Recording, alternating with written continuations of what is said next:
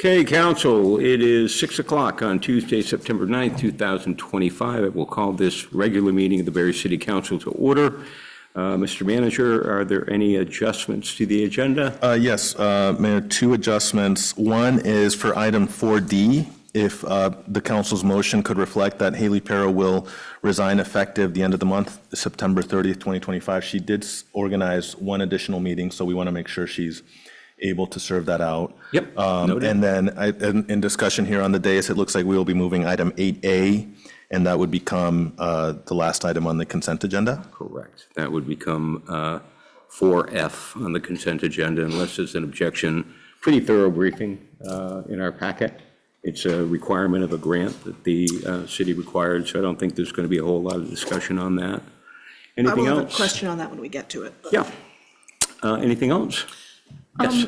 I've a constituent contacted me about with questions about the situation on the city hall parking. That You want to include that in your update? Yeah, and my manager's update? Yeah. That'd be okay? No, Absolutely. yeah, I need to know about that so I can get back to her. Thanks. Okay. So we'll do that. And Council, I'll be adding, well, now it will be item 8C on the agenda, now that A has been added to the consent agenda. And I will be asking for a vote of support relative to an op-ed penned by Chief Bale and posted to a social media site on yesterday, I believe. Anything else, folks? Okay, moving right along. Visitors and communications. Anyone wishing to address the council regarding an item that is not on the agenda? Yes, Sarah Hellman. Good evening. I know that there's been some mumblings about the current situation with plowing of, there's 7 streets that were named in a letter that was sent last Friday about plowing for these streets. They included Milne Street, Aiken Street, Fortney Place, Thurston Place, Kinney Place, Scampini Square, School Street, and Garcia Lane. And I was just wanting to, I know it's not on the agenda, it hasn't been warned, but I wanted to start the conversation, and I have a couple of questions about it. So I spoke with Brian Baker earlier today, and he told me that at the advice of the League of Cities and Towns, that it was actually illegal for the city to plow private roads. I personally didn't know that this road was private when I purchased the property. Apparently that's irrelevant. So I want to know where it says that it's illegal for the city to plow private streets. And then I also wanted to know, there is a turnaround area on Fortney Place, directly across from my property, that is there for the use of emergency vehicles, service vehicles, for them to be able to turn around since our street is very narrow. What is the plan for the city to maintain that area? It is on their property.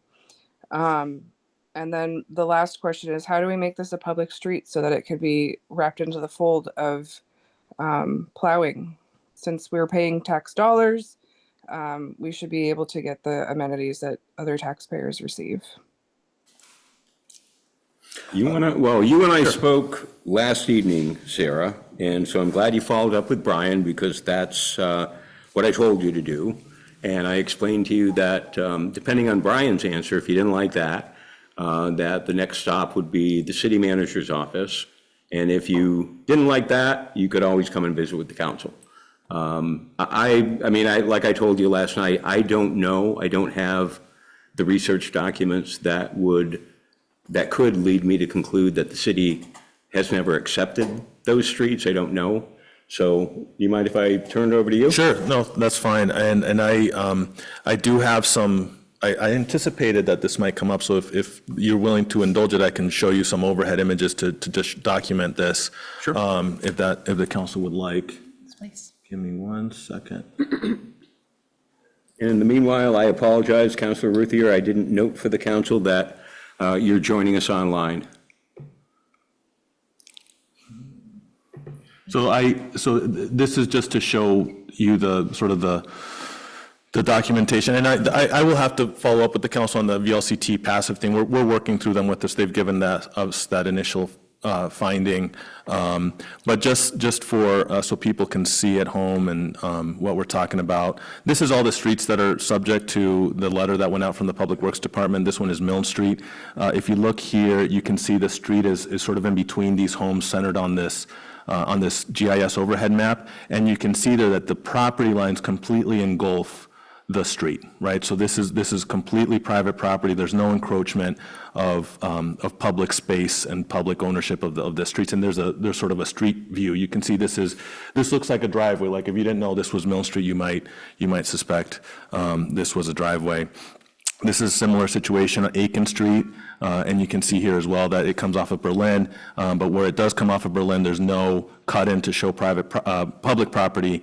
The parcels, the individual private parcels, completely subsume the ownership of that street as well. And again, you see a street view. Again, if you didn't know better, you might also assume this was somebody's driveway. Fortney, a little bit, it's slightly different, right, because it's a little bit longer street, but you can see on the GIS map that all the property, all the parcels completely subsume ownership of that street, right? So there's no cut-in that would show public ownership of that street. And so if it was public and if it had been accepted by the city, that would show, you know, a city piece of property, that as all our streets are denoted on the GIS map. And this is the Thurston Place, again, you can see again the overhead, all the parcels are completely subsuming the street itself, and the street view shows you again, looks like a driveway if you hadn't known otherwise.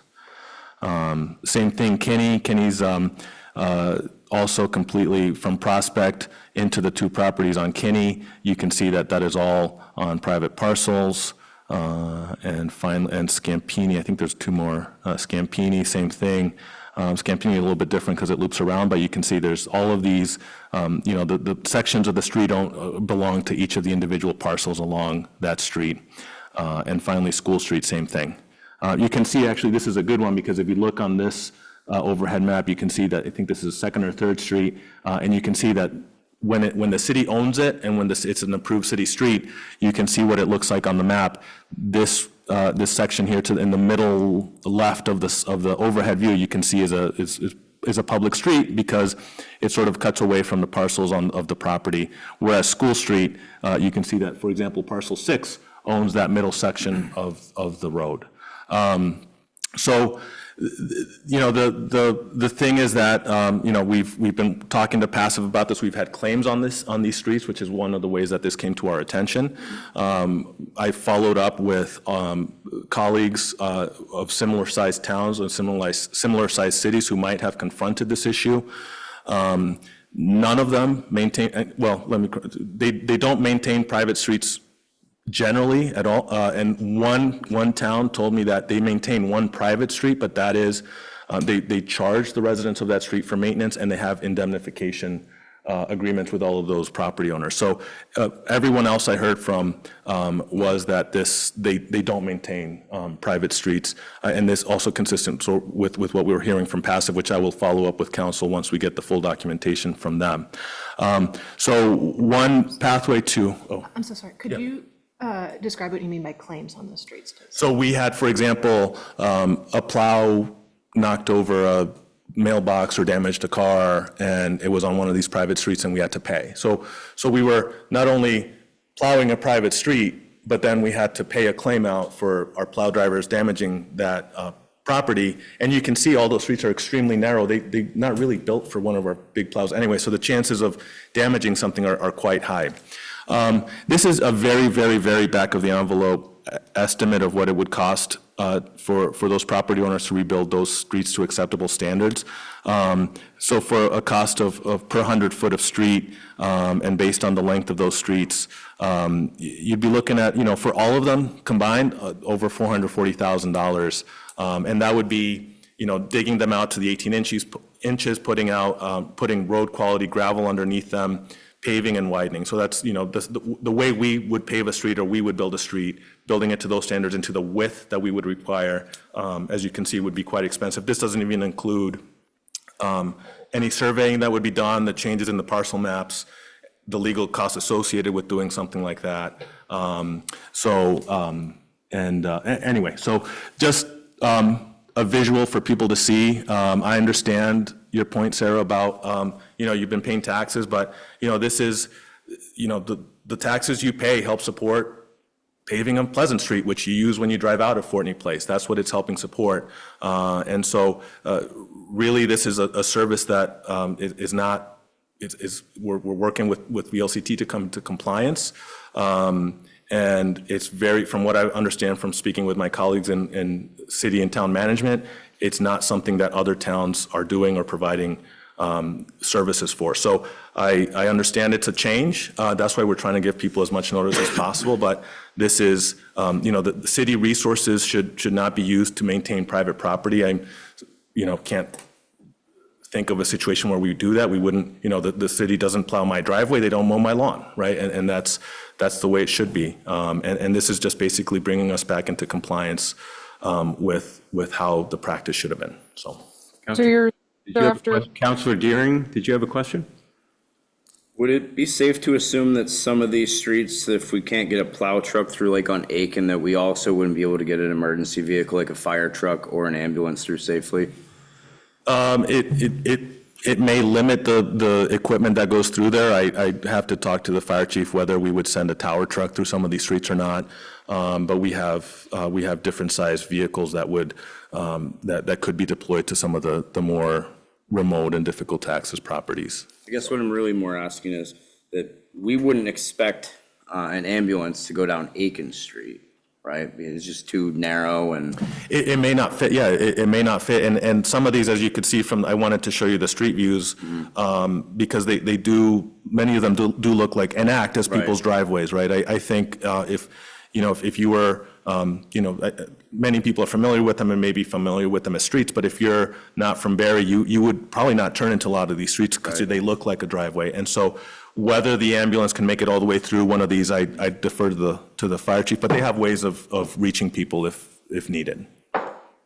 Sarah, did you have something you wanted to ask? yeah, so so you're basically saying that these almost 30 homeowners who have had their streets plowed for decades upon decades are just all of a sudden SOL. That's not what I'm saying. What I'm saying is that you've been receiving a service that wasn't an appropriate use of public dollars because it wasn't maintaining a public property. So, and it's bringing us into compliance with what our insurance carrier is suggesting and what other municipalities do. So I don't know what was shared with you when you purchased the property, but your deed would probably include the references to ownership across the street. And what we're trying to do is give everyone sufficient notice. Now, what I didn't want to do was drop this on everyone in November. And so we're trying to give everyone sufficient notice so they can make the proper arrangements for the coming winter. I mean, I don't know if a month is really proper notice, but I guess my last question is, how is the city even interested in either getting a right of way or changing the parcels so that it doesn't include the street? I mean, the other question I have, which hasn't been answered, is the turnaround area across from my property. It's on city property, as the street abuts Canales Woods, which is city property. And is it possible to make this a public street? The public street process would, it would require ensuring that the street is built to acceptable standards for the city to accept it. It would require assuming the full-time maintenance of those streets. And you saw sort of the estimated costs of doing that. The city council has in the past accepted private streets into the public system. I believe the last time that happened was with Stowe Street, which is why that one wasn't listed on this, what they didn't receive the letter and why it wasn't listed in the slides I showed. But yeah, there's a pathway to doing it, but it would be certainly what Brian and I would recommend is that to accept those streets, we ensure that they're to the to standards that are acceptable, that we think would be acceptable. And as I shared, a ballpark estimate for getting to that is could be significant for some of those streets. So so you would expect the homeowners on those streets to foot that bill? I mean, right now it's private property. That's all I can say. I mean, that's if it was an additional use of public funding, that would be a significant expense of public funding. So I guess my question is simply, we're warned often when you go to the Access program, we're often warned that it may not be accurate. So I guess, normally when the city accepts the streets, and for a city as old as Barre, those records, could be all over. But, certainly today there's a process. The city has to sign off on the construction.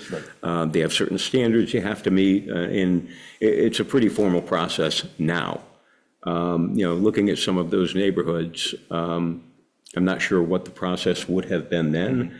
So I guess, I can accept what you're explaining if we're right. I just want to make sure we're Absolutely. right. That's Yeah. all. Yeah. Before we, tell folks, hey, we're not going to maintain this because it's not a city street. I just want some sort of assurance, and I'm sure you do too. And Absolutely. so does Brian. Yeah, and that it's not a city street. absolutely. And I think, Mayor, to your point, I think most of the time the disclaimer is related to, for example, if acquisitions have occurred or there's been merger of parcels, so I think, for example, when the city council approved the purchase of the Eastman lots by the cow pasture, we also merged those parcels. I think that still hasn't been updated. So generally, that disclaimer is for things that have yet to be entered, but I'm more than happy to make sure that there's no confusion or concern about these not having been updated. But I absolutely agree. If there's something in the land records that's different than this, we absolutely want to honor that.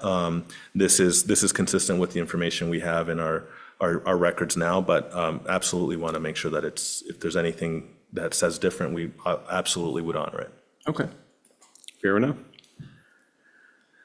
So, and you also mentioned that this would be on a future agenda.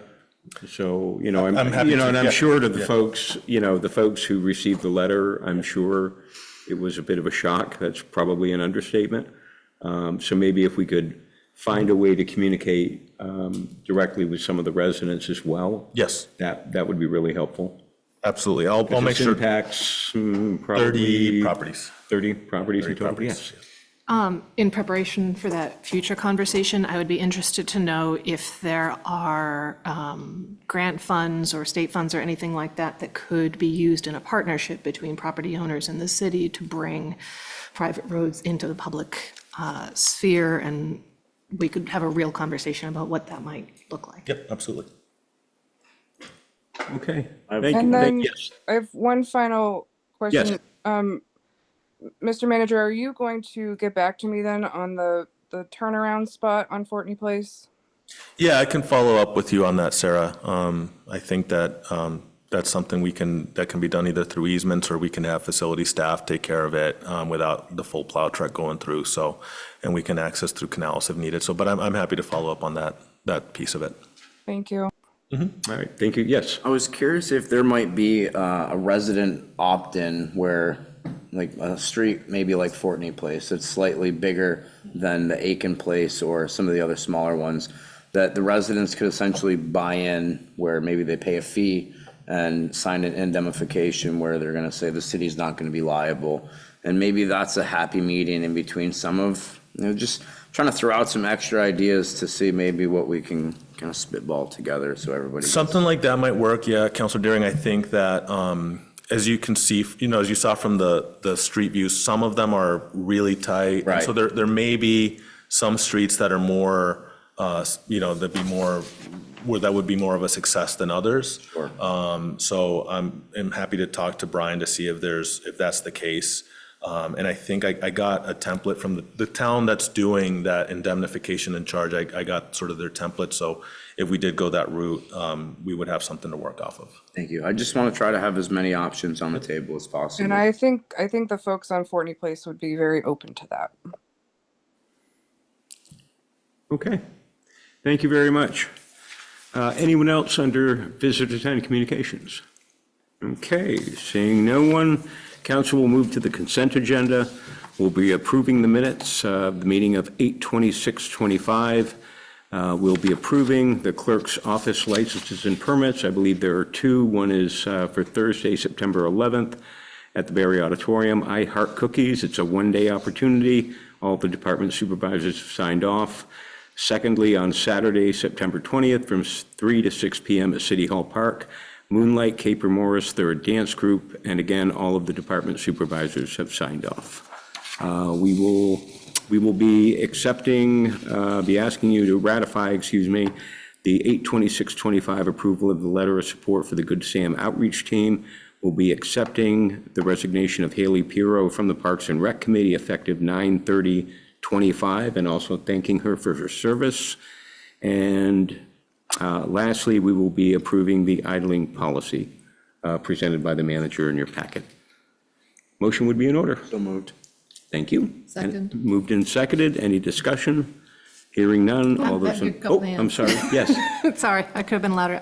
2 points briefly. Yeah. One is that on my signature line on the Good Sam Outreach Team letter, Sonia's signature is in place. Oh, no. So I You signed it wondered twice? if you might. No, I will resend it's it. computer generated. It's computer I generated. didn't actually- everything. Yeah. So just noting that. Sorry about that. No, we're good. And the other is in the memo attached to the idling policy, you had said that there would be a fleet-wide idling policy. Do you have a sense of when we'll be seeing that? Not immediately, but I don't think it'll be too long. I hesitated to apply this one to the whole fleet without getting some feedback from I know police and fire might have different situations. So I think we can pretty quickly have the chiefs weigh in on that and modify it slightly. So it could even be the next meeting. Thank you very much. Okay. Anything else, folks? Yes. Yes. I also have a couple questions about the idling policy. Under exceptions, it talks about emergency and safety situations at the bottom of page 2, page 23 of the packet. It says vehicles responding to emergencies or requiring idling for safety reasons, for example, flashing lights, radios, or essential equipment. And I was just curious, does the vehicle have to be running for those to work? Because I don't know. I'm not. Yeah, it depends on the vehicle. For some of them, yeah. Okay. Yeah. I'm assuming that the ones that they don't need to, they will Correct. not idle. My next question is under number 5. It says the department will explore telematics system, and then it says that you'll be using that to have data, review the data. So are we going to explore, or are we actually going to purchase it? It's still explore at this point. It would be, they'll look into its, cost effectiveness, benefit of it. So it's still exploratory at this point. Okay. And then my final question is about under number 7. It says operators are encouraged to report excessive idling incidents and suggest improvements. Is that operators of their own vehicle, or operators like, hey, so I was sitting there and I wasn't idling, but Joe was? Who, are they self-reporting? This would be, so if there's improvements, it could be both circumstances. Okay. Maybe, as you mentioned, Counselor, like if there's a vehicle that doesn't need to be turned on to have the flashing lights and an operator left that on, that could be an improvement. Okay. So if they observe something of their own operations that could improve, maybe if I brought that truck that could run with the lights off, I wouldn't have to idle. They could report that as well. So it's across the board. Any suggestions for improvements from somebody who operates this equipment, whether it be their own operation or a colleague, we would certainly welcome. Okay, great. Thank you. Any other questions? Hearing none, all those in favor of the motion as presented, please signify by saying aye. Aye. And those opposed, thank you very much. Council will move to 4A on the agenda. We'll be approving the week of 9/10/25 and ratifying the week of 9/3/25. A motion would be in order. So moved. Thank you. Second. Moved and seconded. Any discussion? Hearing none, all those in favor of the motion as presented, please signify by saying aye. Aye. And those opposed, thank you very much. Ms. City Clerk. Okay, briefly, I was out all week, so I'm just catching up on emails this week. And most of the day was spent just trying to get all these licenses cleared through all the departments to present to you here tonight. Secondly, I am going to try and format a newsletter on a bi-weekly basis to be placed on all of our social media accounts, just to keep people in the loop on important dates coming up, including council meetings, water bills due, voting, the bond votes coming up, and any just little dog licensing, et cetera. So I'm just going to try and keep people more informed often. And that's all I have for today. Thank you very much. Quick question for Questions? you. Yes, of course. Can you also send that out on the Regroup app? I don't Yeah, know. happy to. That would be Yeah. great. Perfect. Got it. Okay, council, we'll move to the Liquor and Cannabis Control Board. We have 2 licenses for consideration this evening. The first is Aranda's Mexican Class 2 and tobacco. That it does have the sign off from Chief Vale and Fire Marshal Nick Copping. Second, and this is a late entry, Yes. is the social, an outside consumption permit for an event to be held on 9/19. That also has the sign off from Chief Vale and Mr. Copping. Yes. So a motion would be in order. So moved. Second. Moved and seconded. Any discussion? Hearing none. All those in favor of the motion as presented, please signify by saying aye. Aye. And those opposed, thank you very much. Liquor and Cannabis Control is adjourned. Mr. Manager, you're up. Thank you, Mayor. So a couple updates from the council. At the last council meeting, I mentioned to you that I was headed to VEPSI later that week to seek a substantial change approval, and we did receive it. So the Vermont Economic Progress Council approved our request to change our TIF plans for the Seminary Street housing project, also known as the Stevens Branch housing project. So very, very pleased with the outcome. We presented the project with our TIF administrator, Carol, and Stephanie from White and Burke.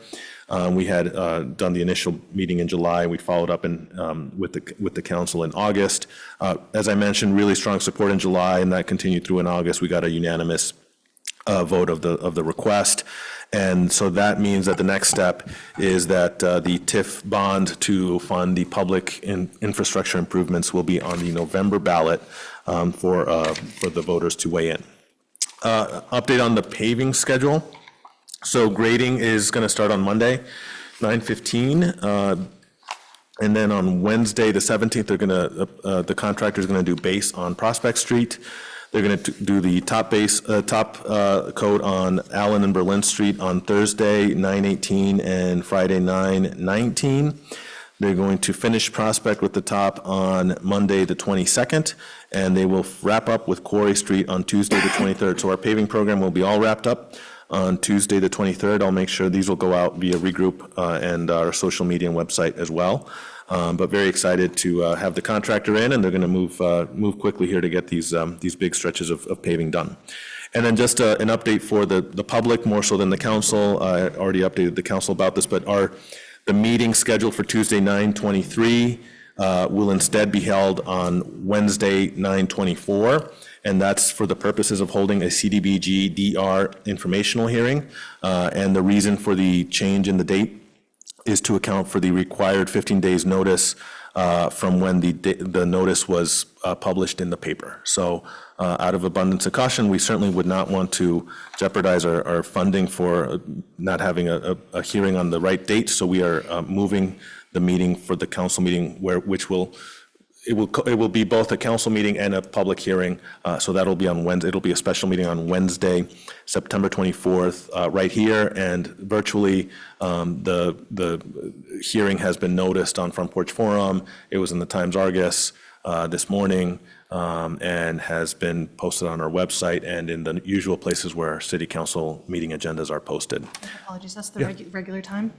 Regular time, yes. And the hearing will actually, we warned it for 6:15 to give us some, so it doesn't get sort of wrapped up into any other agenda items at night. So it'll be basically the first thing after visitors and communications or consent agenda, or however long it takes. Like I told you, thanks for checking. Yes. Well, in this case, sometimes you get to count the day of the hearing, sometimes you don't. And in this particular case, you don't.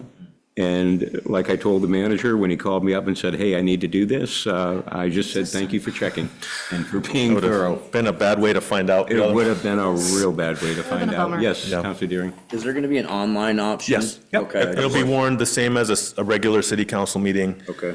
So it's, Seen the post yeah. and I didn't see any online options, so I just wanted to clarify. Yeah, there'll be the same way people log into a city council meeting will be the way they can log into this hearing as well. Thank you. And then finally, on the city hall parking, so this was a response. There's been a sort of a new round of vandalism in and around the park, and this was sort of a response to address it in a sort of least punitive type of way. We had, as some of you may remember, we had vandalism of the Youth Triumphant statue, and then it was re-vandalized after that. We've in our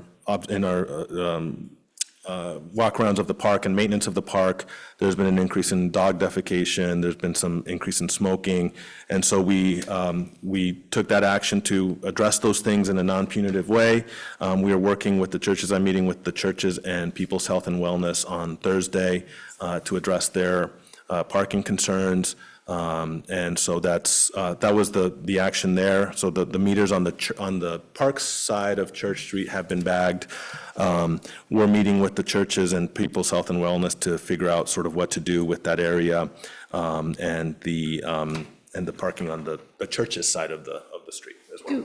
I do have one suggestion there. One option that you might have for like People's Health and Wellness would be we could issue them temporary parking permits to give to their patients, so that they could park there. I think, yeah. Because asking them to park 3 blocks away and Yes. walk is just unreasonable. Yeah, so thank you, Councilor Hillgartner. That's I think the way we're headed, and we have asked them as a temporary measure until our meeting on Thursday, to give us a list of license plates used by their staff and patients, and so if there's any enforcement issues that we can sort of document it and address it. So I think that we're likely headed in that route, with some sort of temporary permit issue.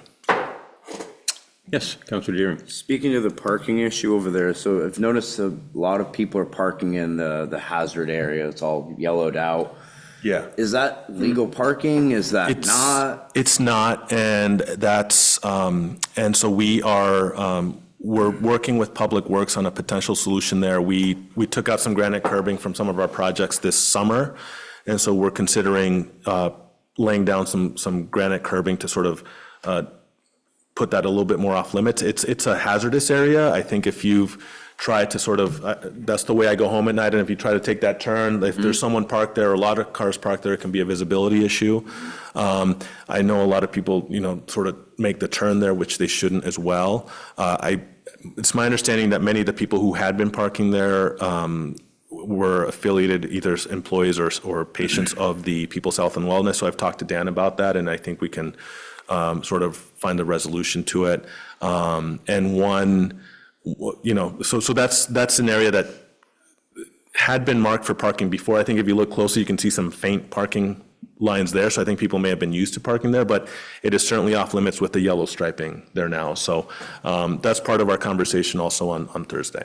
Yep. I mean, usually that's not much of an issue. It hasn't been much of an issue for years. I mean, on Sunday, obviously, folks, folks going to church and need a place to park. Yeah. That area is pretty full on Sunday. I think it's just worth noting that this hasn't been a problem until this year. And now all of a sudden it's a big problem. And we can all connect the dots. And so connect the dots, Nicholas. Good job. Yes. I have a question about the, we keep getting emails about the train tracks being Oh, yes. And is that going to intersect with the paving? Because it just seems like it might be a really rough few weeks here with They're construction and. so thank you for the, the last update I had received was that the Quarry Street work that the state was working on would be towards the end of September, so it should not, it shouldn't interfere with our work on Quarry Street if they're done on the 23rd as they're hoping to. But that, while the paving is happening there, and I don't remember the duration of the state work off the top of my head, but there will be a week or two of continuous work in that general area. No, I thought it was the Hill Street and South Main Street railroad Oh, crossings. yes, I'm sorry, yes. Got them confused. There's still, it won't interfere with paving for sure, but they have moved, they moved that back to the end of September. Okay. So that's the latest update I had received. They had said, they had thought earlier in September, but the latest we had received from them is it now is not scheduled to begin until later in the month. And there will be lane closures. It will be disruptive. Yeah, and that is months in duration. That's not a 2-week Yeah. deal. I think it goes until March. That seems right, yeah. Goes away, yeah. I was kind of surprised. I didn't know you could rebuild a railroad crossing in the winter, but apparently you can. We're going to start building that into our, you get the regroup Friday messages of the planned road work. So once we know the actual dates that they're going to start building, that'll be built into that update as well. Anything else for the manager? Okay, thank you very much. Council will move on to item 8B on our original agenda, now 8A. This is our flood resiliency plan update. Councilor Guston. Thank you, Mayor. So our flood resiliency plan update this evening is going to be from the Barre River Access Task Force. And we have a number of members of the River Access Task Force that I'd love to invite forward to speak about their work in general and specifically about an event they've got coming up this Saturday. And we've also got Hannah Town on Zoom. While they're coming up, I do want to briefly say more generally in relation to the flood resiliency plan, the manager and I presented at the Vermont Emergency Management Conference in Killington last Thursday. They had us very first on the agenda for the first day of the conference. And we had a packed room on the first day of the conference, and I think it was very well received. We talked about keeping municipal focus on flood resiliency, long-term flood resiliency, on how we got to the plan and how we are working through the plan and the benefits that we see of it. And I think it was a really valuable opportunity for us to share the really phenomenal work that Barre City is doing with municipalities all over the state. I don't know if you had anything else you wanted to No, say. I think it was a great opportunity to share, and I think as difficult as it might look from where we sit and how far behind we might think we might be, I think going to those conferences, it's good to sort of ground yourselves in we're doing the city staff and the city council really good stuff together, and so it's comforting to know that we'd all love to see more progress, but we're actually doing some great work. I think the only other takeaway was one of the big talking points at the presentation that Councilor Gus and I did was it was really important to do something about this every single agenda. And ironically, for this agenda, I almost forgot to notify Danielle about this, and so it could have been a big failure. But I'm glad that Kathy and Peter were able to step in on very short notice because of my mistake. No worries. Well, thank you very much for having us. I'm Kathy Jameson, and with me. Peter Anthony. And Hannah Town is online. And so Hannah, please speak up if we miss anything. So we're with the Barre City River Access Task Force. Danielle would have loved to be here because she just loves talking about the task force, but she had a work commitment. So you have the B team tonight, but we have a deep bench, so I think you'll be okay. So we do have some events coming up that we want to tell you about. The first is this Saturday is our 4th annual river cleanup. And in case you don't know what that is, it's kind of like Green Up Day, but it's focused on taking debris and junk out of the rivers. So we're meeting at the Spalding Overflow parking lot. That's a student parking lot on the other side of the river from the school, 9 o'clock on Saturday. And in case you were wondering, it's not too late to sign up if you're interested. And also for the folks out on Zoom, If you're interested, you can email barryrivers@gmail.com to RSVP, and we will even accept latecomers on Saturday morning at 9 at the parking lot. And if you do show up, make sure you wear clothes and shoes you don't mind getting wet or dirty. The riverbanks can be a little slippery. We don't have a lot of water in the river right now, but what we do is we float a canoe along in the water. Hopefully there'll be enough for that. And while people pull material out of the river, they plunk it into the canoe till we get to a common point, and then we can take it out and put it by the road for Public Works to pick up later. So it's a coordinated event, and we tend to have fairly good participation. Any questions about that? Yes. So what if somebody's not physically capable to do river work like myself? What could I do instead to help potentially? Well, if you wanted to sign up, that would be great. We do have people that, we call them runners, that coordinate from one site to the other in case people need things from different sites. I'm in that boat. And so at my age, I like to park myself at the parking lot, and I'll make sure people have food or supplies or whatnot, or, Okay. coordinate that. So there's a few roles for people that don't want to slog in the river. Any questions? Yes. If people aren't able to come for the entire time, will you still welcome help for an hour or two? Oh, I think so, yes. Yeah, it's kind of like Green Up Day in that regard, and it's all volunteer work, and we appreciate all the hands that we get. So I've done this before, so I was wondering, you mentioned there's not a lot of water in the river. Right now. There's really not. Do you have a plan B if the canoes won't fly? I mean, literally, up by our house, Sonia, I've never seen the Edgewood. It's dry. It's There's very dry. Well, literally this is- there's we're no focusing water. on the Stevens branch, not the jail branch. 'cause- Yeah. Yeah. So you don't think that will be an issue? We're I hope not. hoping that, we're not doing the whole river, because we Mm-hmm. don't have enough time, obviously, Saturday morning.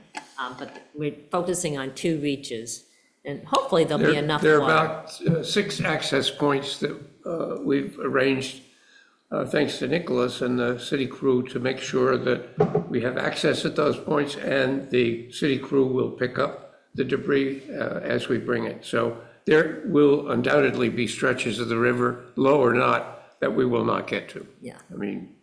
Just as a matter of practicality. There has been some scouting out. There's enough debris for folks to focus on. And then how much of the reaches we get done will be the question. So let's plug it again. Date? Yeah, it's this Saturday. This September Saturday, 13th, 9 9 o'clock. a.m. at the Spalding Overflow parking lot. And if you want to sign up, barryrivers@gmail.com. @gmail.com. Fantastic. Very good. Moving on, if I may, because that's just one of the many things that we do, right? We collaborate with different groups, and our biggest partner is the Friends of the Winooski River. And with them, we have applied for grants, and there was a large one that we received. It's called the Vermont Outdoor Recreation Grant, VORAC. And they hired DuBois and King to come up with a master plan for accessing the river at various points in the city. And with that, it doesn't necessarily mean you're getting into the river, but maybe access is having an ability to see the river, have a picnic table, have some sort of ability to enjoy being near the river. And so that master plan is in development, and we had a river walk related to that this summer, and some of you were there. Thank you very much. Wednesday, September 24th at Courier Park, you know how they have the events in Courier Park. So on the 24th, DuBois and King will be there to share a draft of that work that's being done with the public to get some feedback. We also had a table at the Heritage Festival regarding that work as well. We have been working with them on designing a trail by Rotary Park so that there'll be accessibility to see the falls. And in case you don't know, there is a really beautiful waterfall up the river from Rotary Park. And so we're working with the group to come up with an access trail. So stay tuned on that. That's in the works. And also with Friends of the Winooski, they do volunteer water quality monitoring at different communities along the Winooski River, or branches of the Winooski River, including Barre. And so for the 4th year, samples have been taken.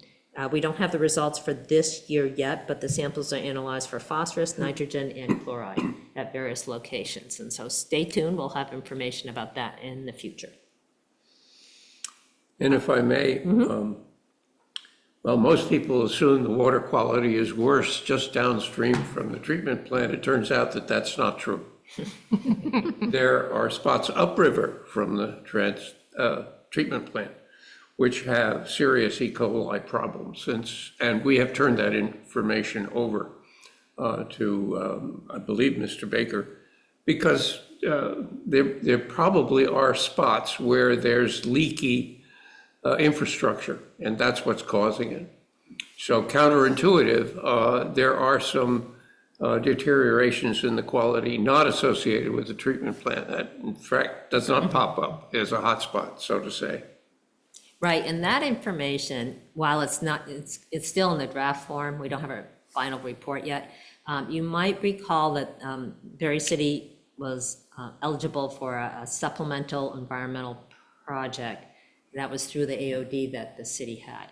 And so then we worked with Friends of Winooski to come up with a project to do that E. coli sampling. And so there'll be a final report with data that the city council can see regarding that.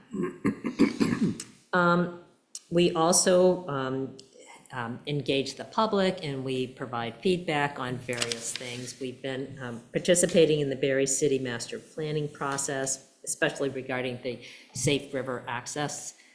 We're very much interested in the bio process that's going on in the city, with the hope that some of these sites can be used for additional access by the public, because obviously you can't build on those sites, but let's make sure that they can be used for the ones especially near the river. We met with the National Park Service on their flood resiliency community project and had some feedback there. And let's see, what else have we been doing here? Well, my 2 cents, every time I get an opportunity when we, the task force and our contracting advisory engineers, Du Bois and King, get together, I never tire of saying, please, would you circulate any suggestions about sites for public access in your office to see if one site has some brownie points in the area of resilience and flood mitigation? Because in my sense, from where I used to live, that portion of the river has been unfortunately squeezed, and that may well be a potential. It is also a buyout, but it may be a potential for Du Bois and King to say, by the way, if we configure the access point in this way, we'll also help with lowering the threshold of serious flooding. And I said, please tell us when a modification would have that ancillary benefit, because we really need to know that. And we're not engineers, and they are. Understood. Any questions? You've got a lot going on. We do. We enjoy working the rivers within Barre City. We know we have plenty of work to do in the future, and we appreciate your support. And Yes, of if I may, course. there's a variety of reasons I think supporting the River Access Task Force was included in the flood resiliency plan, but to me, one of the most important parts is that we are thinking and talking about water and flooding all of the time, and I think we need to eventually move to a place where the rivers are a source of joy again for the city. And I think the River Access Task Force does that really wonderfully and is continuing to give that message and continuing to find ways to share that. So I would encourage anyone to get involved with their work. There's also a newsletter that people can sign up for where information goes out semi-regularly about events. So please, they have a landing page on the Friends of the Winooski River website where you can learn more about their ongoing work, so. Thank you. I should have given that plug.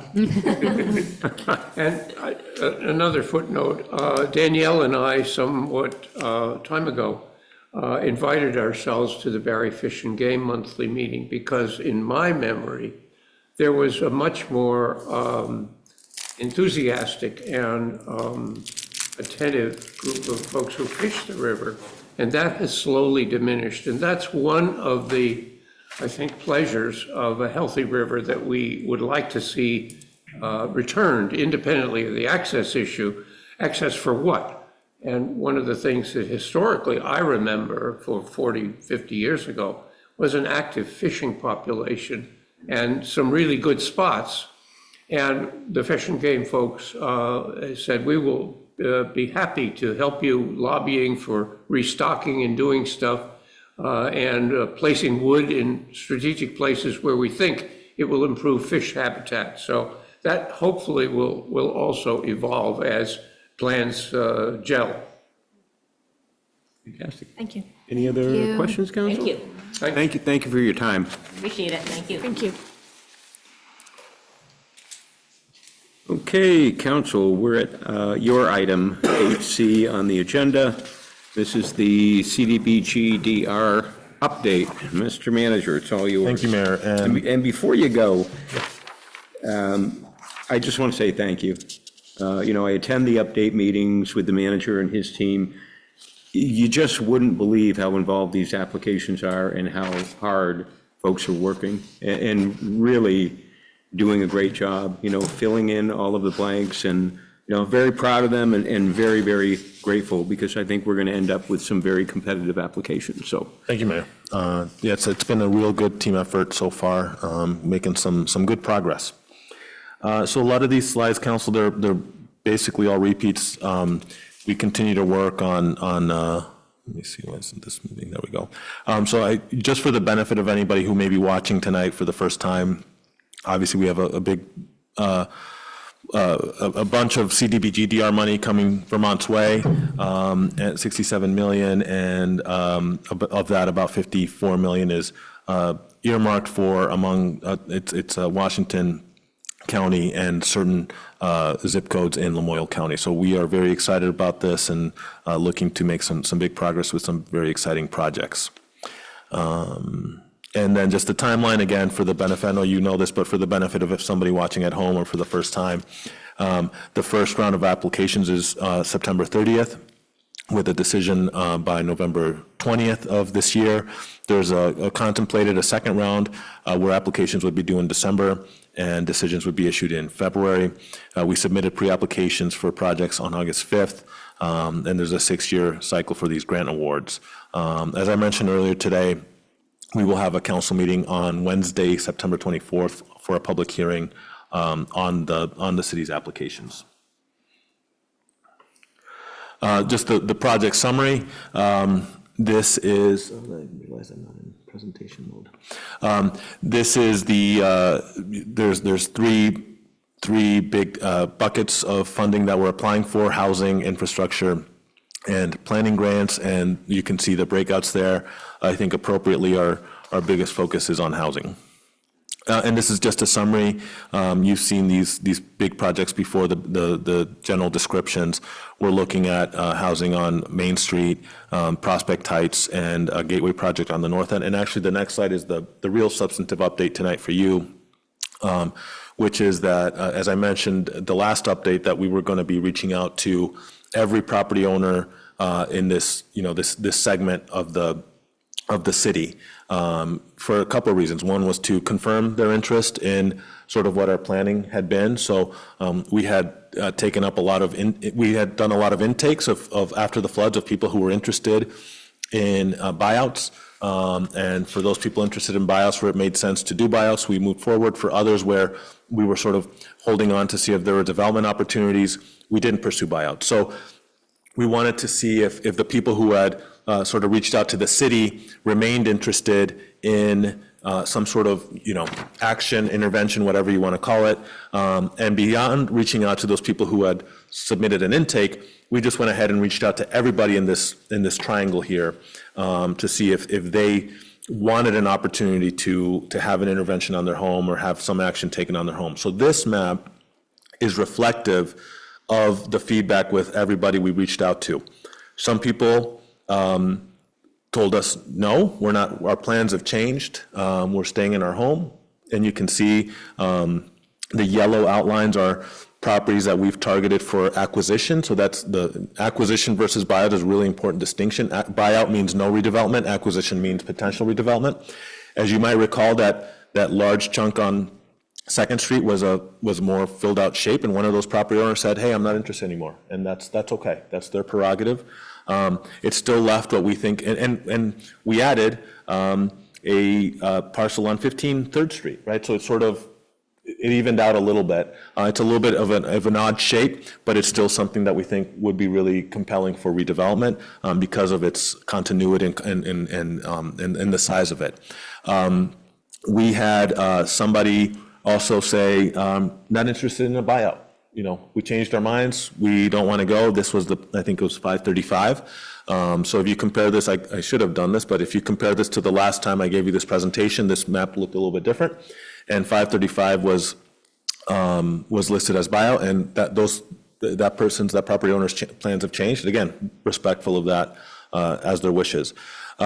We got a new sort of cluster of buyouts as well on between First, Second, and Hawes Place. So that's another area to build some floodplain to protect the houses on those streets.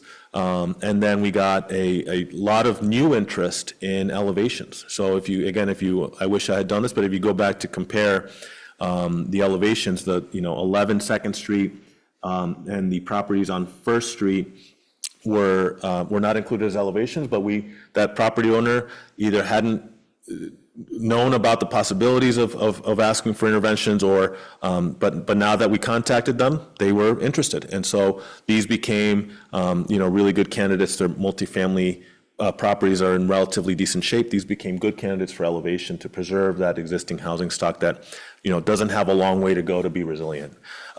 One other piece. One of the property owners who owns a property in this triangle also owns 15 Berlin Street, and they expressed interest in attaching that to the floodplain that is going in for Scampini Square, Vine Street area, and that adds to the cluster that we have been looking at as part of that buyout area.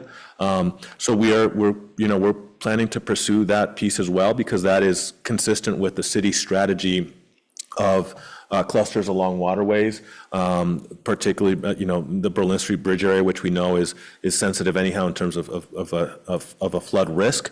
If that gives us more space near the bridge, that we think has mitigation value as a whole.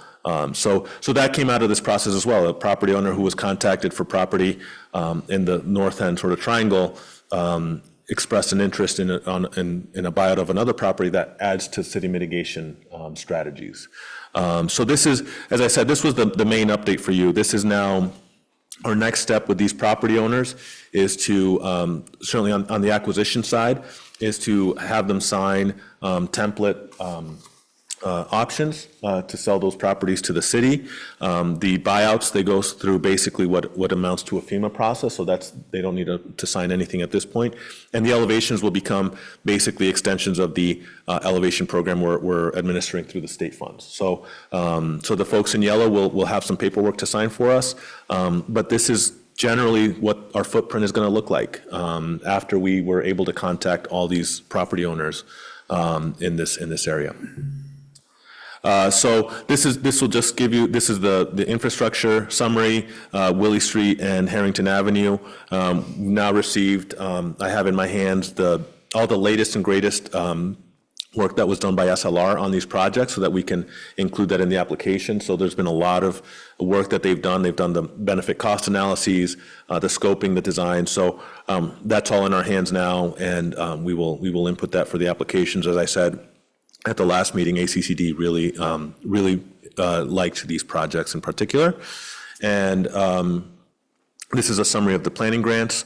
As I mentioned last week, not in total agreement on the direction we received, but we'd rather get some resources to keep these projects moving forward than get nothing. And so the stormwater upgrades, instead of funding the projects, will fund design work and engineering for those projects.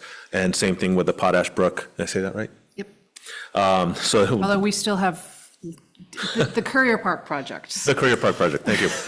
So that will also fund design and engineering, since it just wasn't at a stage where we had those plans to turn it into construction. They don't want to fund these hypothetical projects, even, pushed back on the chicken and egg scenario that we are facing here, but, they were following the guidance we've received.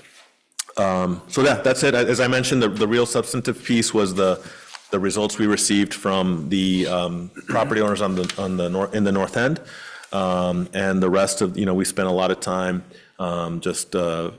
working on the applications, getting the materials we need for the applications, basically in support of the projects that we've been talking about for the last couple weeks, months.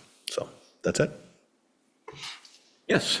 Not really a question, sort of more of a follow-up, which is that we had, as a council, learned previously from the manager that the grants would be better supported with a city redevelopment plan. So the group that the council appointed to do that has been meeting, and there is a draft that I think is going to be a good, looking at a tight 5 pages, a very tight 5 pages, for that September 24th meeting. I think it's in very good shape. And just to emphasize, we're not breaking new ground with that redevelopment plan. We are summarizing a wide variety of existing plans to sort of put in one place all of the various things that the city has been speaking about doing that support these applications. So that is nicely in hand.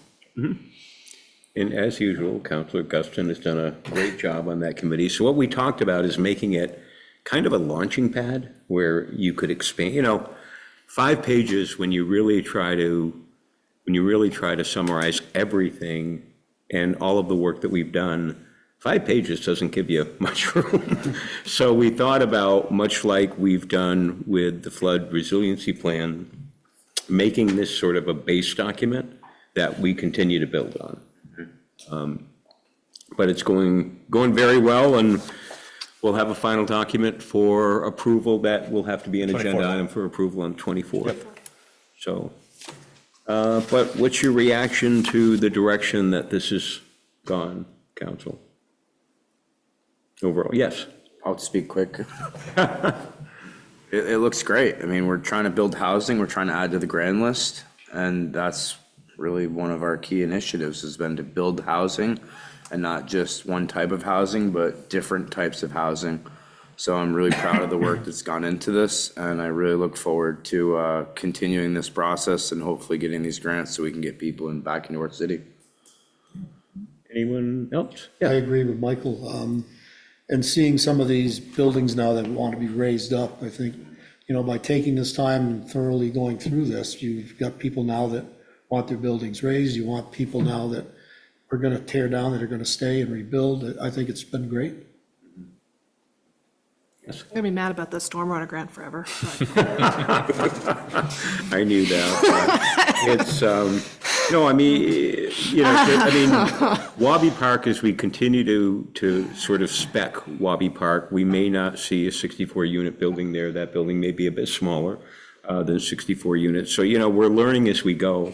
There will definitely be a net gain in housing. There's no doubt about that. And that was always our goal.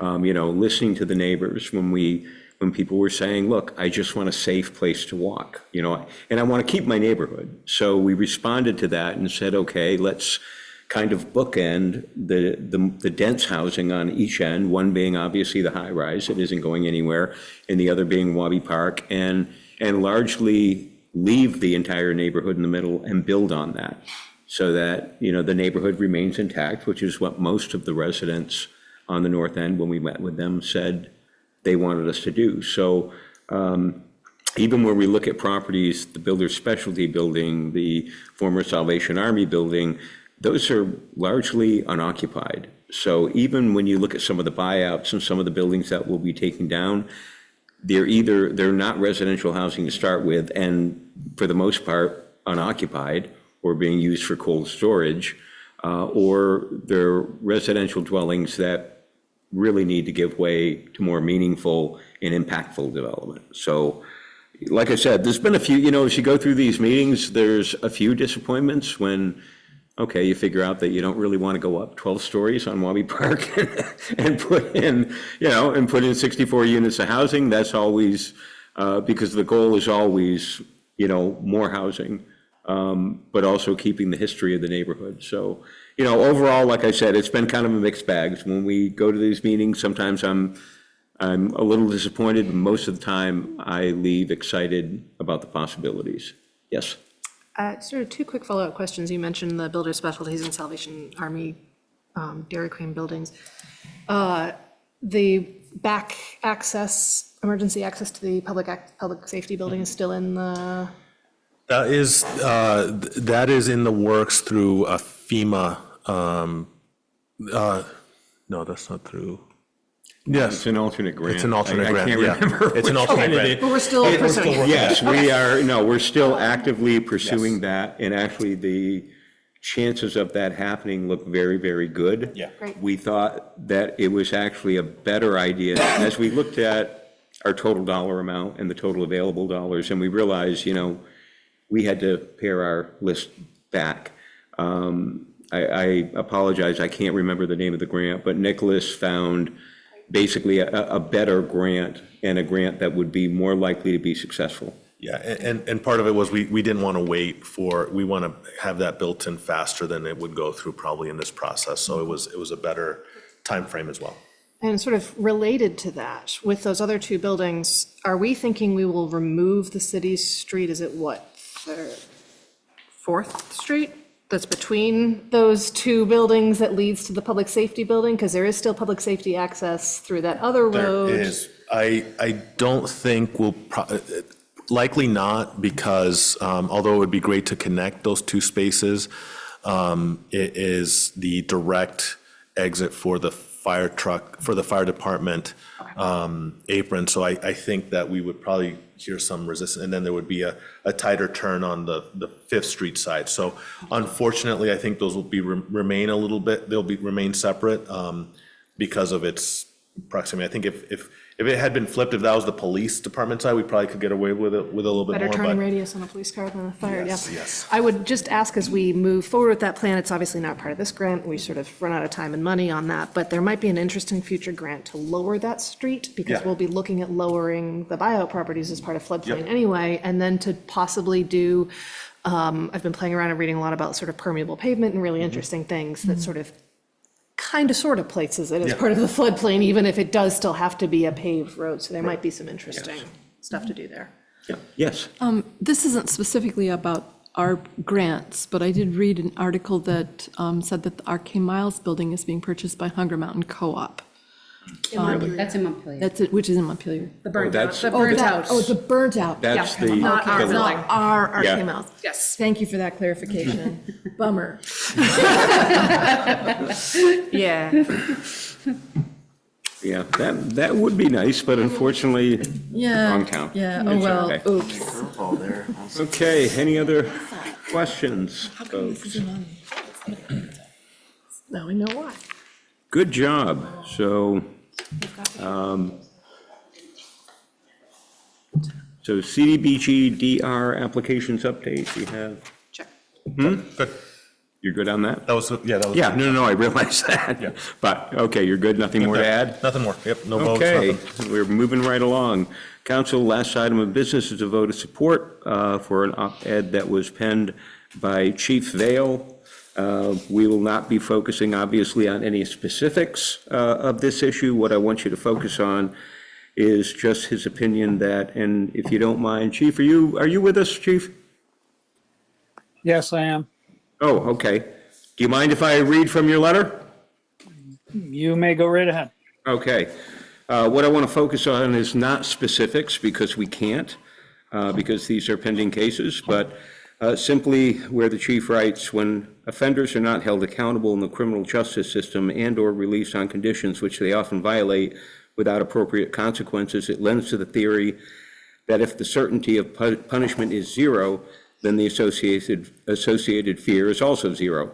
Inasmuch, assaults on police officers and or others members of the community inevitably become more prevalent. One of my officers recently describing this situation, commented, "We are running out of police officers.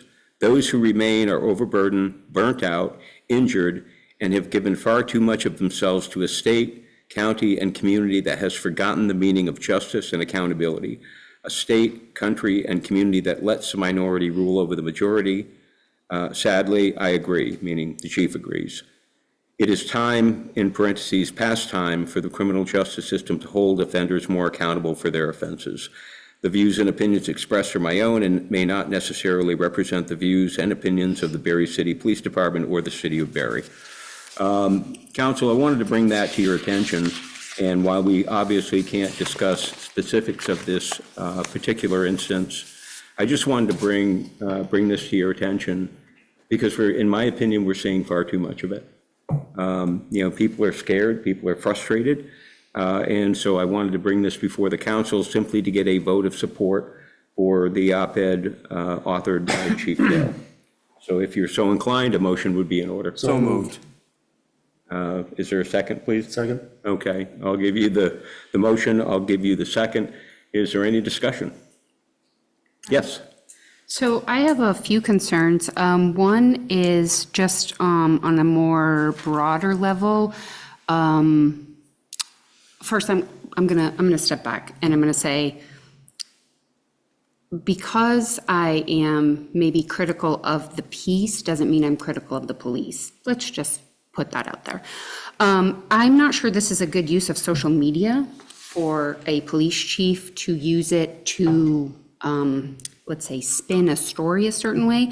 I had the opportunity to speak with our state's attorney, and I feel like there's probably way more to the story that we don't all know. And it's not really in our best interest as a city to be promoting one side of a story. With that being said, I also think that we need to work together, police chief, state's attorney's office, city council, city manager's office, all of us need to work together with all of our other stakeholders. We need more collaboration, more coordination. We're missing addressing the root cause of the issues that are here. Does this particular individual need some time in prison, jail, incarceration? Maybe. That's not for us to decide. That's for a court to decide. But I think that we need to focus on what our role is as a city council. And I think we also need to make sure we're supporting the policies that we already have in place, like the use of social media. We have a social media policy. And I'm curious if I could write an op-ed piece and put it out on this social media as part of the city of Barre, and would that be allowed? I think we need to be very careful. We're setting a really bad precedent if we continue to go down this road. I can address the social media piece, if that's go for okay. The chief shared this with me before he posted it, and I thought it was fine for posting. And my view was that this was really describing facts around the case and facts around that were reported in an article, facts around a defendant that the police department's aware of, and facts around an arrest that occurred at a property where, Chief, I think we've already had 2 fatal overdoses there. So I thought it was factually based. I think that the chief and I may have had a miscommunication. I actually encouraged the chief to remove the last clause about this doesn't reflect the cities of Barre, because it certainly reflected the views that I have after working with the chief and the police department on these issues. So if that added confusion to whether it was consistent with the policy or not, then that's something we can address. But I think, in my view, this really focused on the facts around a situation that we'd all had to deal with, and that ended up addressing on a late Friday night where we have an officer now out for this long. So we thought it was important that, this is a very clear-cut example of the situations that we are facing, that the police, not me, the police department, the police officers are facing on a regular basis. And I thought it was important for that type of factual situation to be known. So that's, yeah. If I might follow up, Sure. do you feel like there are more facts to the story that were not presented? These are the facts that we know. If there are other facts that somebody would like to add to that, that is their prerogative to do so. Do you think that there are other facts that are not appropriate for sharing? I don't know. That they are actually facts? I don't know. There may be, but I think in general, this is a really clear-cut example of what our police department is experiencing, which is a situation with a repeat offender, which is it's not isolated. When the police chief has been here the last 2 times to talk about quality of life crimes, which many of them are, the offenders that they're dealing with, the data we've shown you is last year and the year before, the vast majority of our contacts were with a small group of individuals. And this is again an example of a contact with an individual who's already been in touch with the criminal justice system. And, I think we're lucky in a way, I hate to say this, but we're lucky that he injured a police officer who has the support and the care to get better, and could have injured somebody who was maybe more vulnerable. So that to us is a concern. It's emblematic of a lot of the situations that we're facing. And so these are the facts that our police department is handling on a daily level, on a daily basis. And we thought it was important that people understand that. And so if there are other elements that can be shared or add to this particular case, and they can, that's on the prerogative of those people to share those. So the last comment I guess I will make, or the last question I'll ask is, if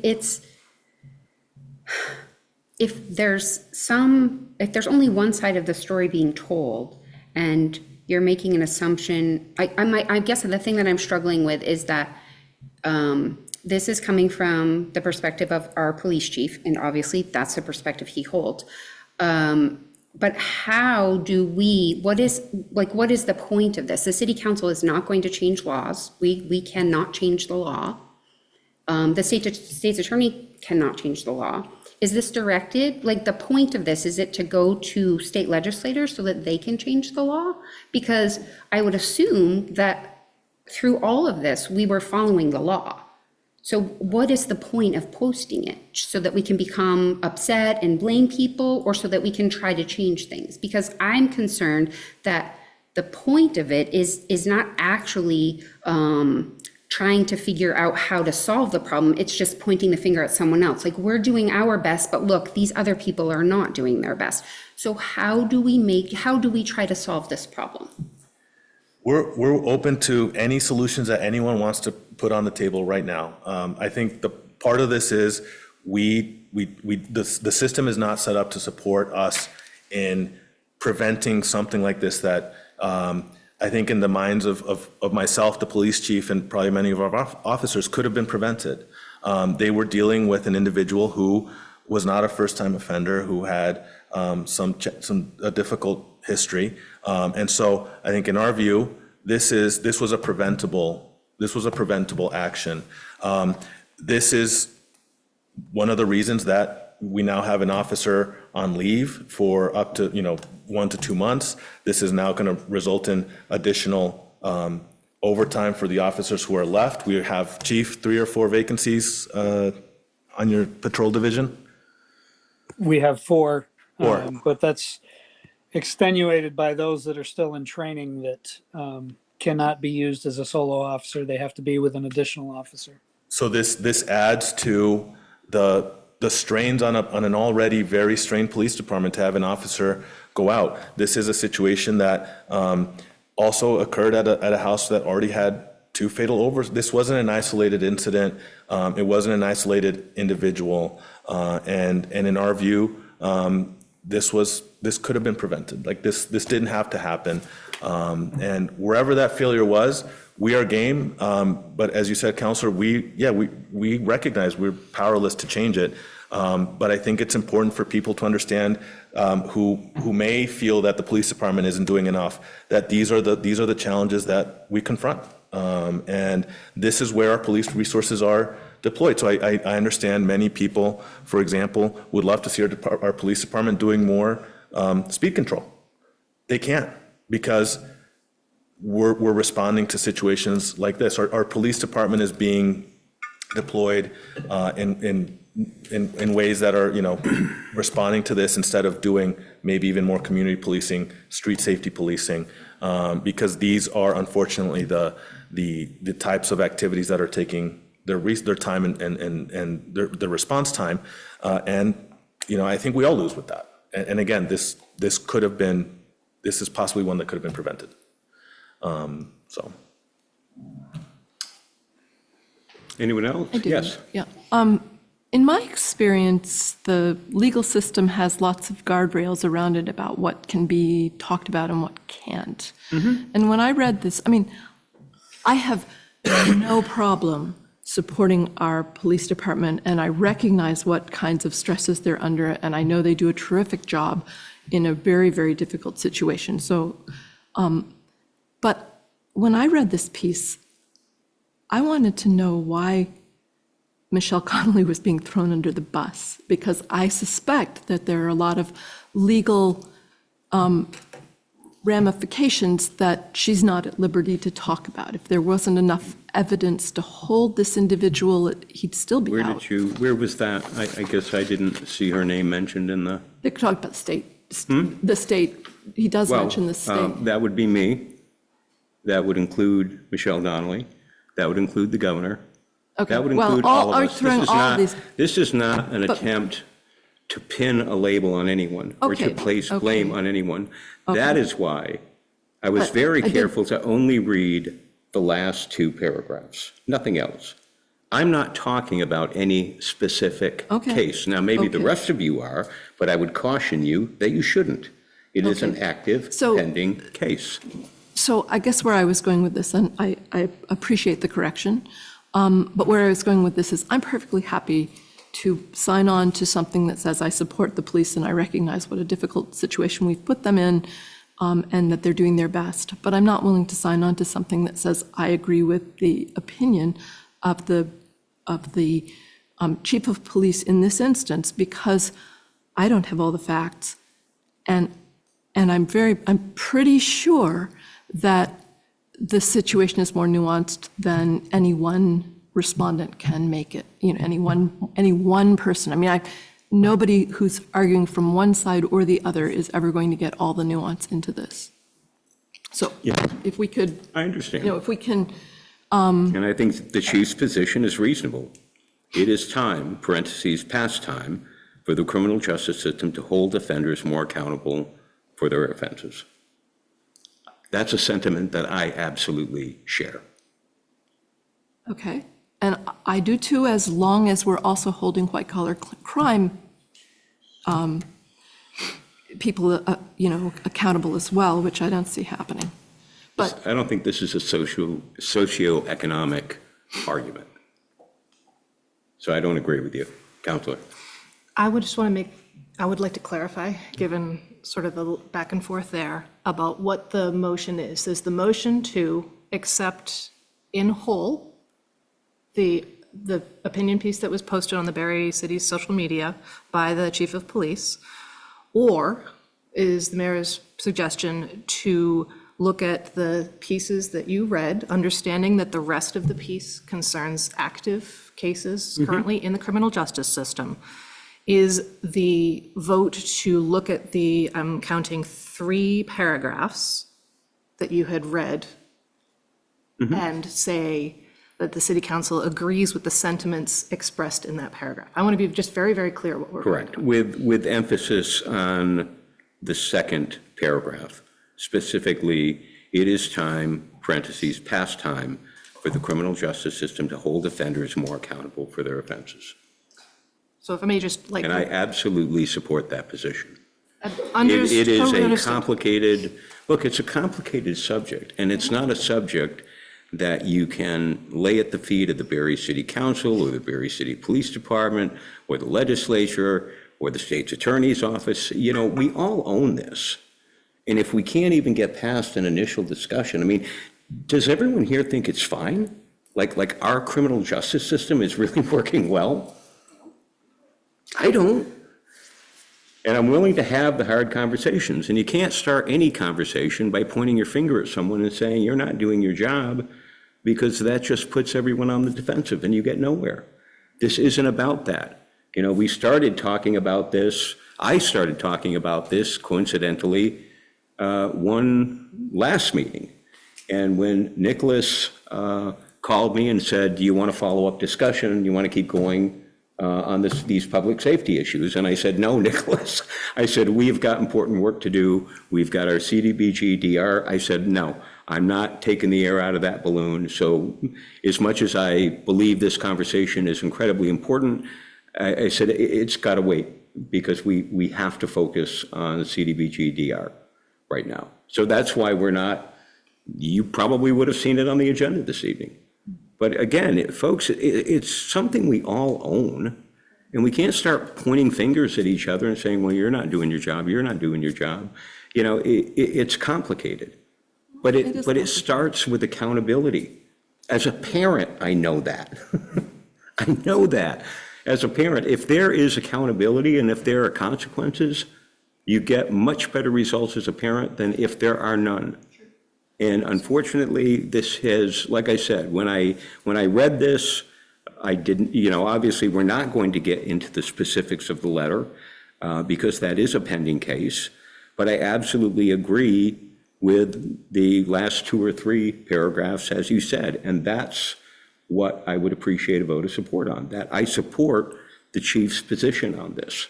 And I recognize it's complicated. My Yes. question is, can we limit it to that one paragraph, the second paragraph that starts, it's past, it's time, past Yeah, time? of course. So we limit it to that, then I'm Absolutely. all right with that, you know? Yeah, I mean, I'm not a police officer. I wasn't there for any specifics. I'm not a witness. I'm not involved in any way. So I can't help you there. And as I said, it's a pending case. Indeed. And state's attorney has already warned me, don't talk about it. And I promised her I would not. You're welcome. Yes.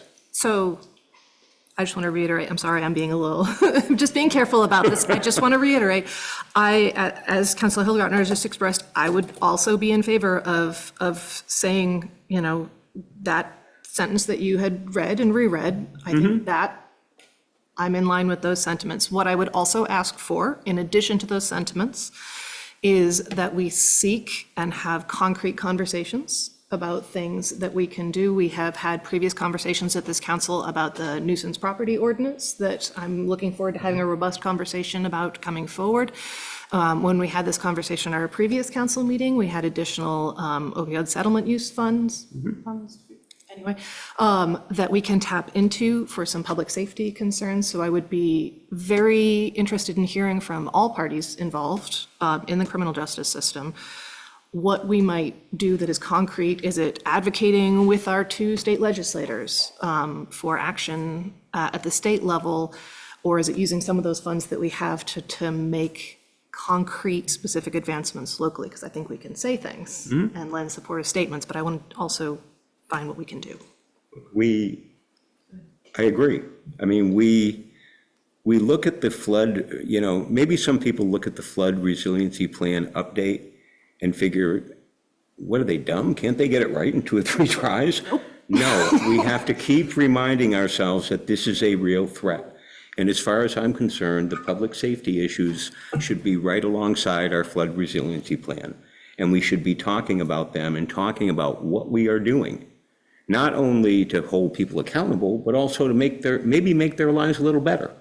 So they're not as frustrated, so they're not as apt to reoffend. You know, it's not all about policing.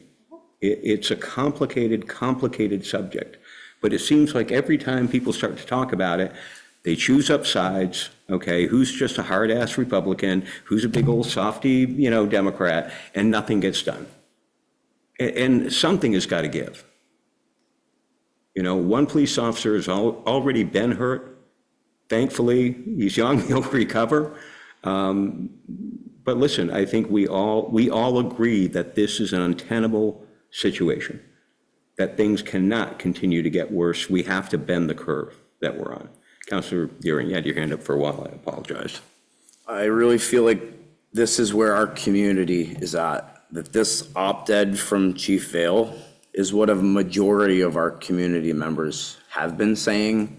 And even more so after this came out, I've gotten a lot of messages and phone calls telling me that, wow, like the chief is really speaking out about accountability.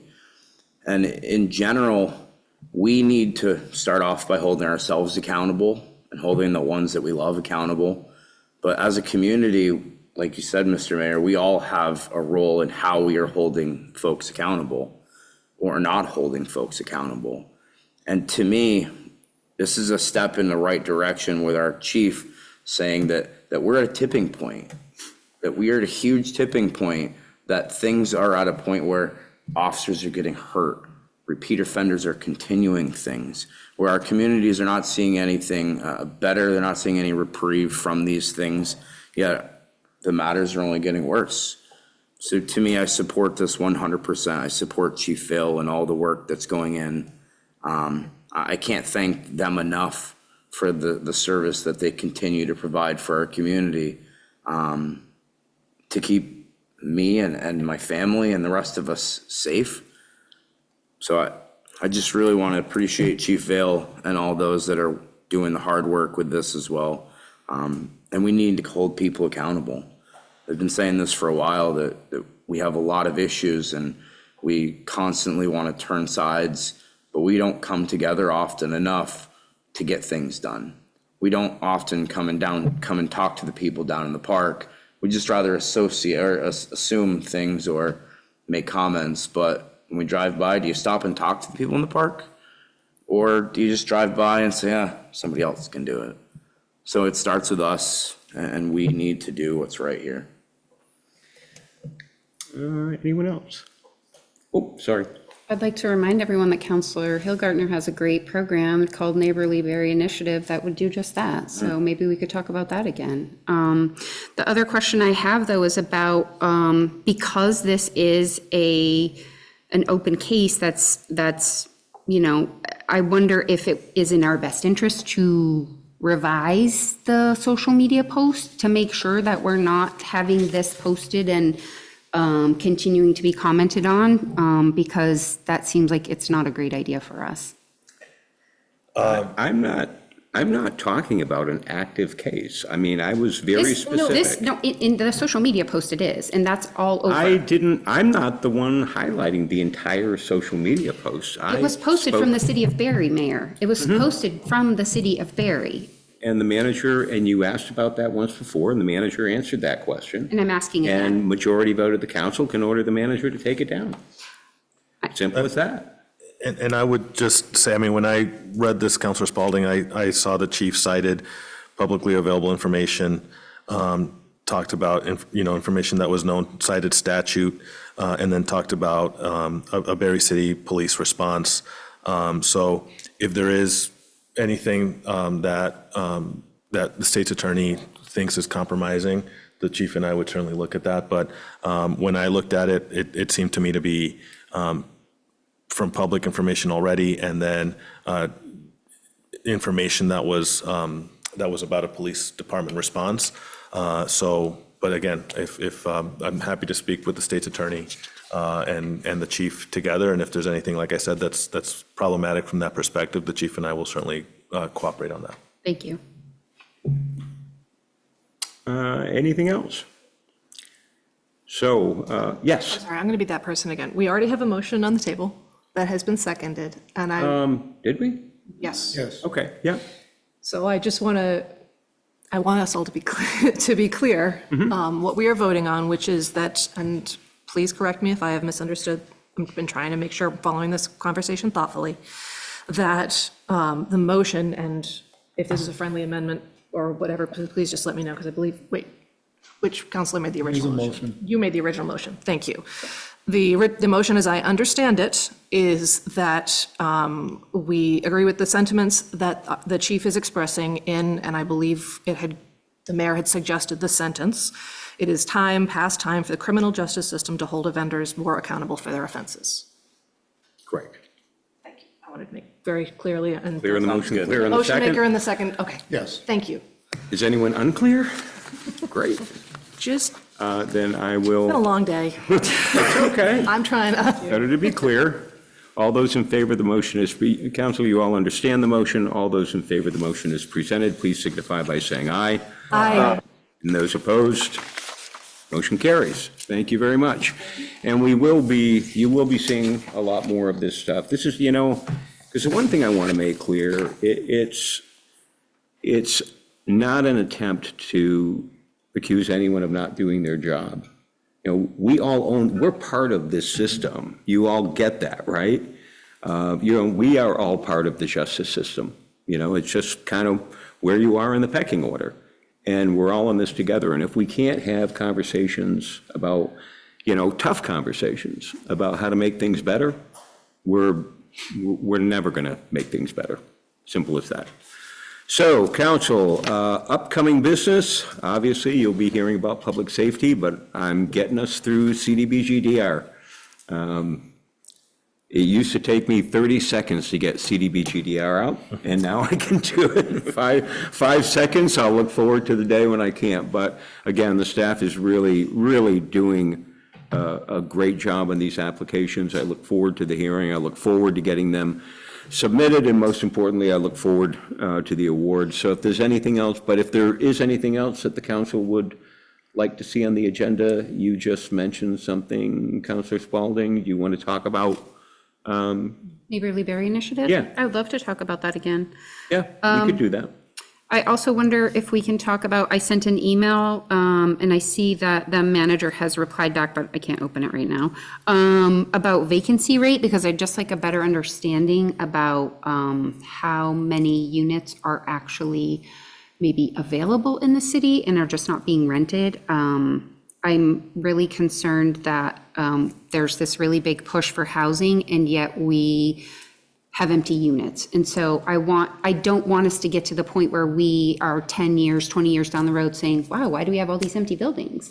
And so I think it's in our best interest to understand what is happening. So I just asked. Did you see his email quickly? I can't. Oh, okay. It won't Yeah, open for some no, reason right now. I did, because I just glanced at it before the meeting, and you thought we had a vacancy rate of between 4% and 5%. Very, yeah, 4.6, yeah, exactly there. Which didn't necessarily surprise, I mean, I think I'd also be interested in getting the best data possible. It would be interesting to know how many houses are vacant. Yeah. Literally in a state, and how many are really ready for occupancy, and how many are vacant because an owner said, public safety went through and said, look, you gotta have, you can't have knob and tube wiring through the whole house, it's gonna fail.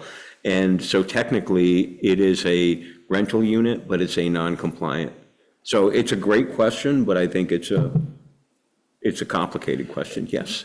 I was just going to add that it's super interesting and complicated. We actually had a whole deep dive on this in the redevelopment plan committee like 2 weeks ago about how complicated it actually is to track these things and what the various pieces of that vacancy might mean. So I also have some, and the manager may have shared frankly the same thing that I did, but I also have some like slightly deeper dive statistics on that, but they also still don't tell a complete story. Okay. Because I think we are even figuring out what question, and I know like probably there's people listening in going like, how complicated is this? Is the building empty or not?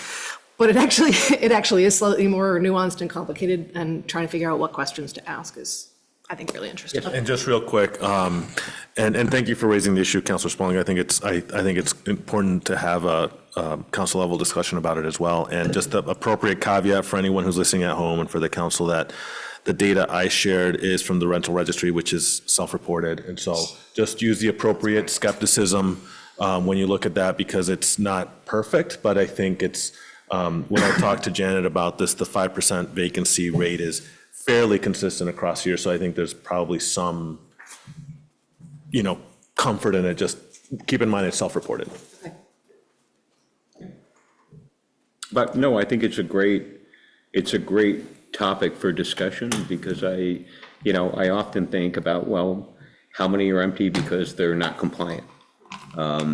So if they're not compliant, I wouldn't count them as vacant because they're not a housing unit, they're non-compliant.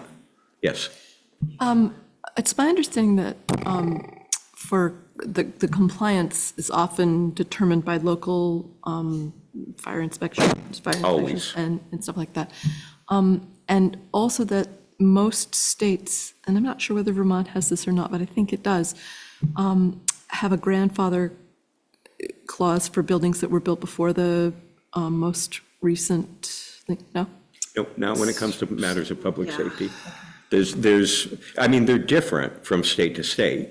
They might be different in New Hampshire than they are in Vermont. Yeah. But there are certain minimum standards that any rental unit has to meet. And regardless of when the building was built, you might get a waiver, for example, if you have an extremely, the Reynolds house.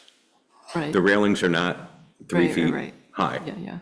And Karen was damned if she was going to let anybody make the railings 3 feet Right, high. right. So she sought and received a waiver. So depending on the property. So, if it were a question of redeveloping housing in in one of the downtown buildings that isn't currently compliant, and it was a question of needing a sprinkler system, could something like an exterior fire escape be used instead, and they get a variance for the sprinkler, or do they have to have the sprinkler?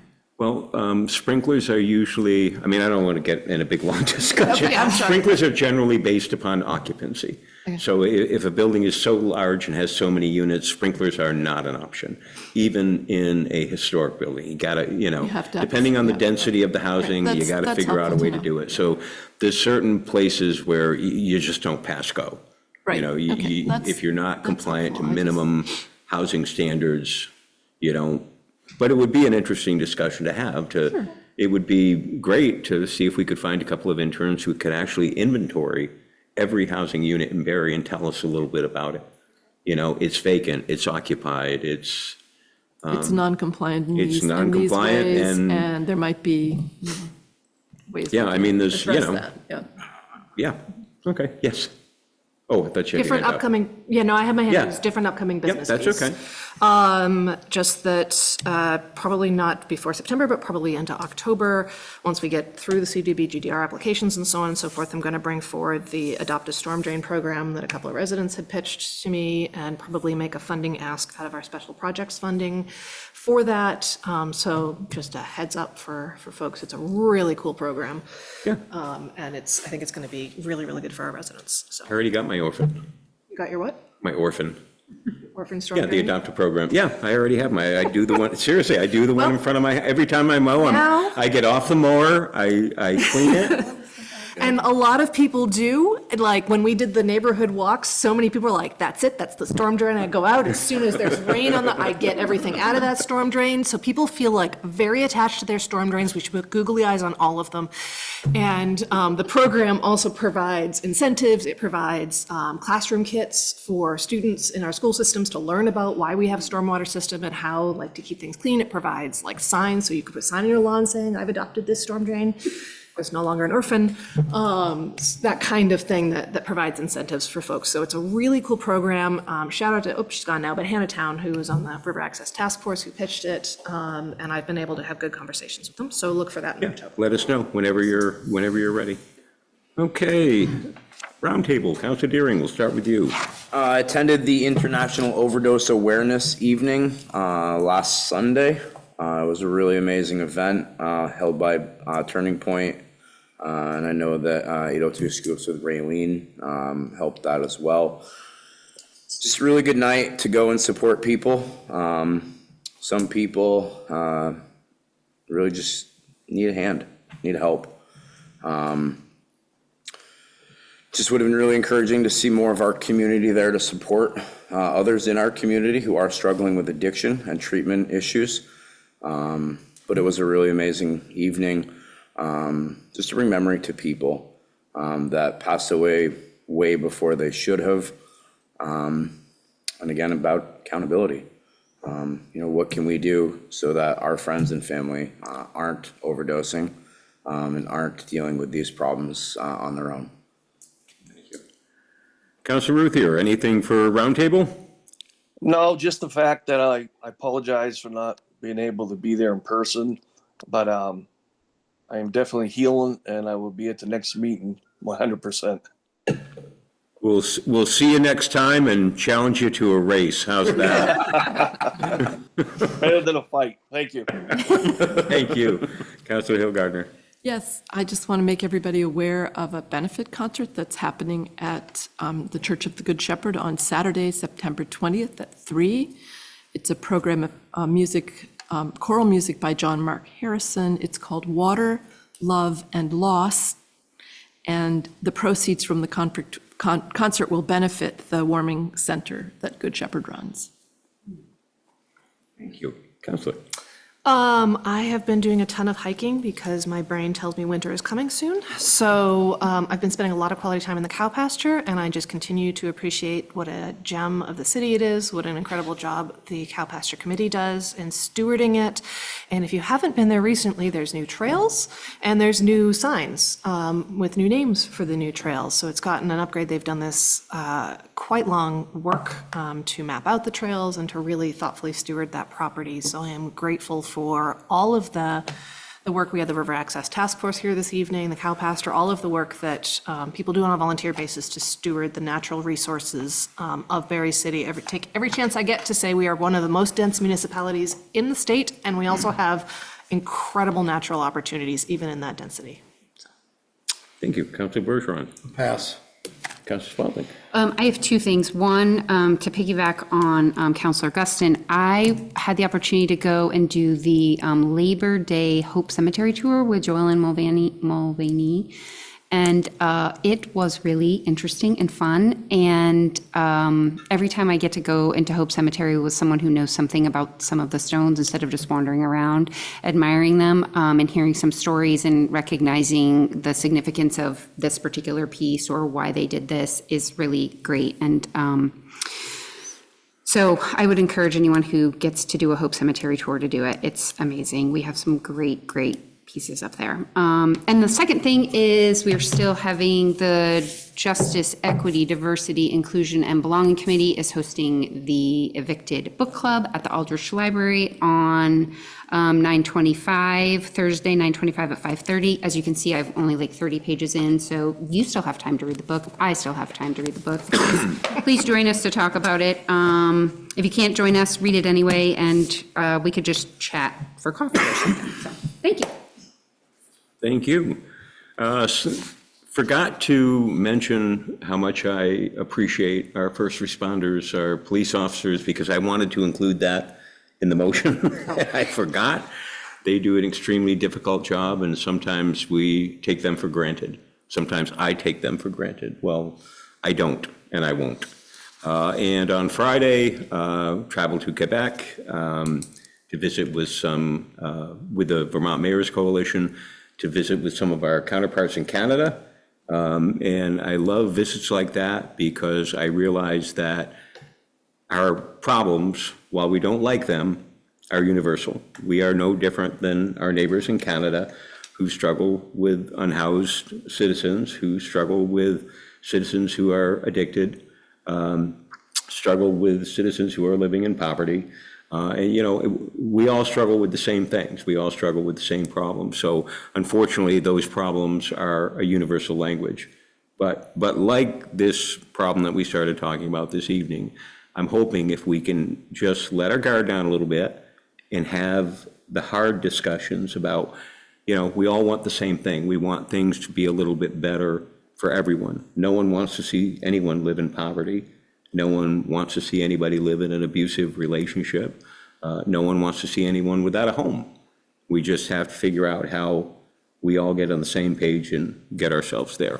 So with that kumbaya moment, council, we will, I would entertain a motion to, you don't need an executive. Okay, I'll entertain a motion to adjourn at 10 minutes of 8. What? Second.